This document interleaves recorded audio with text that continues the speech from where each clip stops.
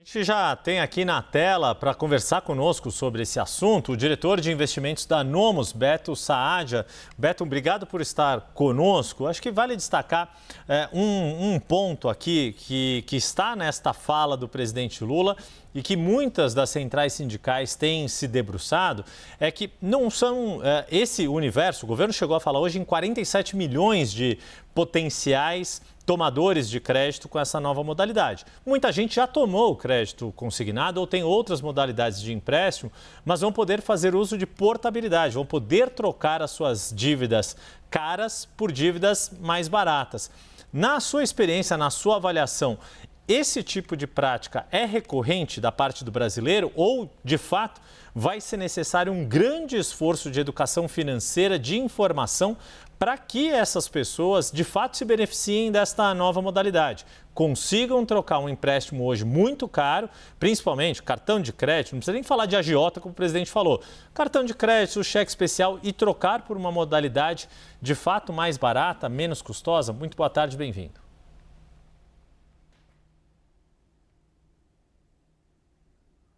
Acho que a gente está com um problema no áudio ali do Beto Saadia, a gente já vai reestabelecer a conexão. A tecnologia facilita algumas coisas, mas dá uns dribles na gente, mas é bom que é rápido. Agora sim a gente vai te ouvir, Beto. Vamos lá. Eu estava agradecendo aqui pelo convite, Yuri. Obrigado por estar aqui novamente. E, na verdade, o universo bancário nos últimos anos, até em função do trabalho bem feito ali do ex-presidente do Banco Central, Roberto Campos Neto, ele tem aumentado a concorrência bancária, né? Não só para o crédito consignado privado, que é que o governo agora chama diferente do crédito do trabalhador, mas para os financiamentos imobiliários, para o capital de giro e para outros tipos de modalidades de produtos bancários, porque esse novo universo que a gente chama de Open Banking, né, onde você consegue, dentro de uma só conta, na verdade, colocar diversas visualizações de outras contas bancárias que você tenha, isso permite com que o banco consiga enxergar os financiamentos imobiliários que você tem na concorrência e o banco consegue eventualmente te oferecer uma proposta melhor. Isso é muito saudável. Lembra? A concorrência bancária é uma missão que muitos governos já tiveram e alguns mal sucedidos, né? Essa que foi implementada pelo presidente do Banco Central anterior foi daquilo que a gente entende como a mais moderna e de causar inveja até para o resto do mundo em relação a esse segmento, tá? E agora falando, bom, boa tarde para o senhor, jovem, né? Eu falando senhor, uma tia falando senhor, mas é pelo respeito, aqui, pela credibilidade, Saadia. Obrigada por estar conosco. Olha, considerando que a gente está falando de empréstimo, considerando que o presidente Lula coloca, olha, você que está numa situação difícil, você que já está com uma dívida cara, ou a aposta do governo de isso dar um alívio na sensação, né, de raridade do dinheiro, que eu acho que é essa uma sensação meio geral, eu gostaria de entender o seguinte, olha, a gente sabe que é uma sensação que às vezes ela pode ser meio efêmera, porque a gente está falando de um empréstimo, né? E depende muito do destino, né? Da utilização desse empréstimo, o que a pessoa vai fazer com aquilo. Mas eu gostaria de entender de uma maneira macro, né? Sem descer no caso de cada um, mas de uma maneira macro, o seguinte, como é que é? Pode ser uma injeção e o que acontece depois? Como é que é a ressaca disso? Verdade, é uma boa pergunta, Débora. Ela é uma injeção, sim, ela é um impulso fiscal.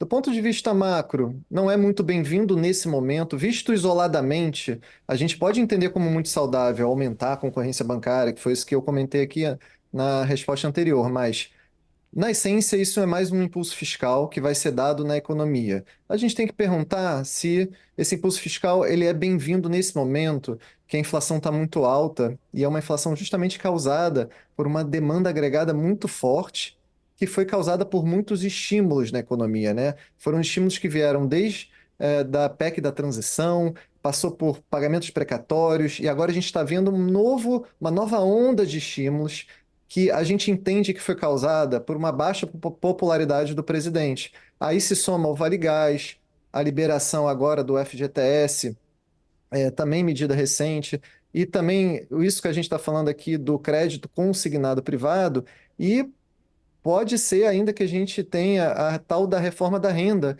que vai liberar ali para aqueles que ganham até R$ 5.000 por mês, uma isenção que isso também se converte em impulso fiscal, né? O que a gente está tentando fazer principalmente a política monetária, né, o Banco Central, diminuir um pouco a velocidade de crescimento da economia para a gente poder consertar o nosso problema maior hoje, que é a inflação, pelo menos que ela.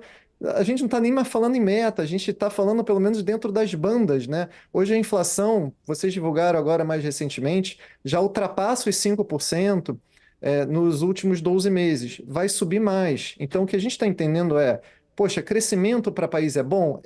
Isso aumenta a renda, a população consome mais, isso é bom, tem que ser comemorado. Mas a gente chega num momento que o crescimento ele vai vir agora acompanhado de mais inflação. Então, não adianta a gente ter uma renda maior se a gente leva para casa mais inflação. Então, esse impulso fiscal que o banco, vamos lá, o Banco Central, ele está tentando subir os juros justamente para arrefecer a economia. Então, quando o governo vem e tenta justamente reduzir os juros na ponta, ele está fazendo o papel contrário do que o Banco Central está fazendo e prejudicando esse trabalho tão precioso. E aí a gente tem que subir mais juros de taxa Selic, e quando sobe mais juros, o que acontece? A gente tem uma dívida maior, o encargo da dívida fica maior. Ô Beto, para a gente poder encerrar aqui, então, uma última pergunta com tudo que você, tentando sintetizar o que você nos trouxe nessas tuas duas respostas. Tudo que está sendo feito pelo governo, que tem uma preocupação não só econômica, mas também política, de melhora da aprovação do trabalho do presidente Lula. Isso, na visão de vocês, está gerando uma onda inflacionária, e isso, na ponta, vai significar que o ciclo de aumento de juros do Banco Central já tem 1 ponto percentual contratado para a reunião do Copom agora da semana que vem, inclusive, né? Se eu não estou falhando com a memória. Exato, correto. Quarta-feira que vem a gente vai ter, provavelmente, o anúncio aí de mais uma alta de 1 ponto percentual.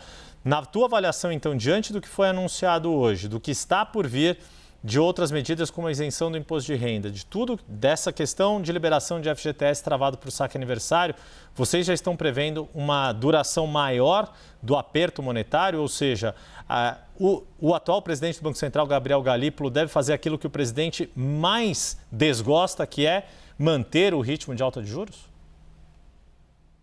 Exato, Yuri. Com esses juros muito altos, na verdade, como eu falei, isso aumenta o nosso custo de dívida. E aí isso causa um ciclo muito ruim para a economia, porque aí o dólar volta a subir, né? Aí o dólar começa a chegar próximo da casa dos R$ 6 novamente, até ultrapassando os R$ 6. Aí volta a inflação de alimentos, que a gente tanto falou que é causada por causa do dólar.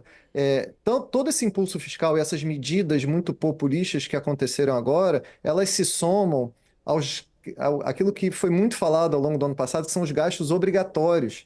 Eles ainda se reajustam baseados na fórmula do salário mínimo. Isso tem que ser mudado, isso não está certo. Então, isso também é um impulso fiscal que continua se acelerando e causando ainda mais crescimento combinado com inflação. A gente precisa crescer um pouquinho menos, né, que 2%, que já é um crescimento muito forte, mas é um crescimento que a gente chama de potencial, é o que a gente consegue entregar dentro da infraestrutura que a gente consegue ofertar para a economia. Esse é o crescimento potencial do Brasil. Olha, a gente conversou com o diretor de investimentos da Nomos, Beto Saadia. Beto, muito obrigada por essa conversa, esses esclarecimentos. Espero que você volte em breve aqui conosco, viu? Obrigada, um bom trabalho para você. Obrigado, Yuri. Obrigado, Débora.